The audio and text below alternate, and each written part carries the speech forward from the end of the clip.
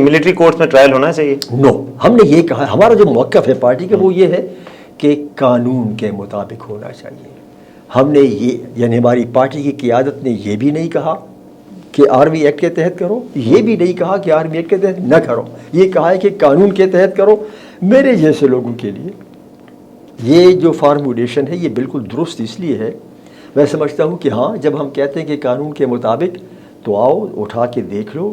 1966 میں army act میں ترمیم ہوئی تھی، جنرل ایوب خان نے کی تھی، کس وجہ سے بھی کی تھی اس نے کر دی تھی، اور وہ ترمیم کسی پارلیمان نے اس کو انڈو نہیں کیا.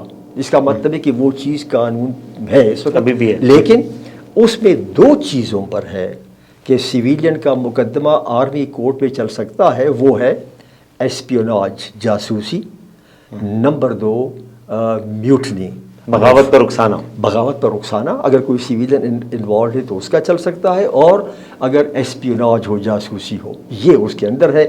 میرے جیسے لوگوں کی نظروں میں سمجھتا ہوں کہ ہاں اگر ان دو چیزوں پر آپ سویلین کا ٹرائل کر سکتے ہو، تو جب تک پارلیمان اس قابل نہیں ہوتا کہ یہ بھی ختم کر دے، تو کم از کم یہ تو ہو سکتا ہے کہ اس پر جائزہ لیا جائے کہ کیا 9 مئی کے واقعات جو ہیں اس 2 میں آتے ہیں یا نہیں آتے. آپ کے خیال میں آتے ہیں کہ نہیں؟ میرے خیال میں نہیں آتے، میرے خیال میں نہیں آتے، اس لیے میں یہ بات کر رہا ہوں. اور میں یعنی کہ وہ جو کہا جاتا ہے کہ خان صاحب نے بغاوت پر اکسایا، وہ آپ سمجھتے کہ نہیں دیکھیے، اکسایا؟ میں سمجھتا ہوں کہ میری نظر میں 9 مئی کے واقعات ان 2 جرائم کی فہرست میں، جن جرائم کو آرمی ملٹری کورٹ میں ٹرائل کیا جا سکتا ہے 1966 کی ترمیم کے بعد.